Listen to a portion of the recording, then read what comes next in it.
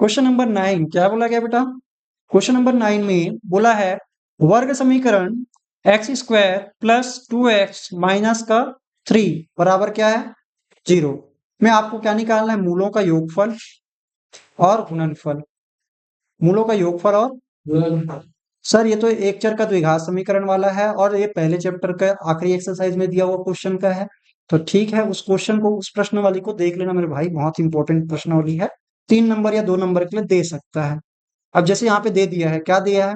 अगर ये क्वेश्चन यहाँ पे नहीं देता तो कम से कम इसको, कम से कम अगर मैं बोलूँ 1 नंबर के क्वेश्चन में एक तो पूछ देता है गुणनफल क्या है करके, खाली स्थान में या कहीं पर भी, लेकिन पूछता है इसको टॉपिक से क्वेश्चन। तो ध्यान रखना क्वेश्चन अच्छा है। लिख लेते हैं, पहले लिखेंगे हल। दिया है, दिया है, बाती है, सब यहीं पे लिख देंगे। क्या क्या दिया है तो लिख देंगे भैया समीकरण, वर्ग समीकरण, वर्ग समीकरण, समीकरण दिया है। क्या दिया है? X square plus 2x minus का 3 बराबर 0। मानक क्या लिखेंगे? मानक वर्ग समीकरण। मानक वर्ग समीकरण जानते हैं ना, स्टैंडर्ड फॉर्म ऑफ, क्या बोलेंगे, क्वाड्रेटिक समीकरण, क्वाड्रेटिक इक्वेशन का। तो यहाँ पे बोलते हैं क्या, a x square plus b x plus c बराबर 0 से तुलना करने पर, से तुलना करने पर। अब यहाँ पे तुलना जब करोगे बेटा तो ध्यान रखना, आपका जो है ये जो x है, सॉरी, x के स्क्वायर के साथ कुछ नहीं है तो आपको यहाँ पे मान लेना है 1 है, इसके साथ क्या है? 1 है। तो आप देखेंगे कि x a की जगह हम क्या लिखेंगे? यहाँ a बराबर क्या है? 1 है, चिन्ह के साथ लेते हैं। b के जगह में क्या है? प्लस b के जगह में प्लस 2 है, तो यहाँ पे b बराबर क्या लिख देंगे? b बराबर 2 तथा c बराबर क्या है? माइनस का 3 है, चिन्ह के साथ लेते हैं।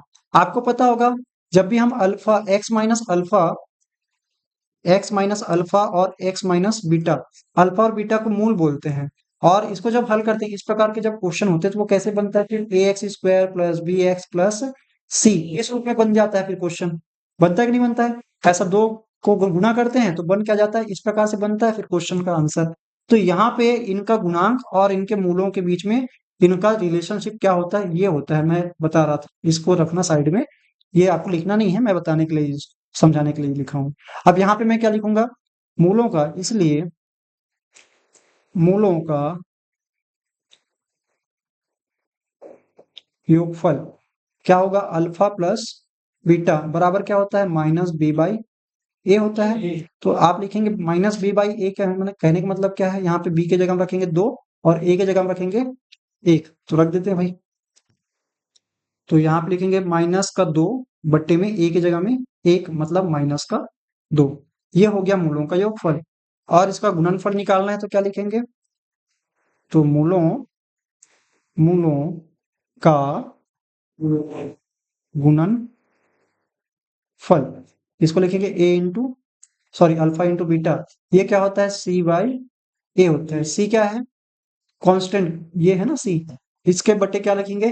तो यहाँ पे हम लिख देते हैं -3/1।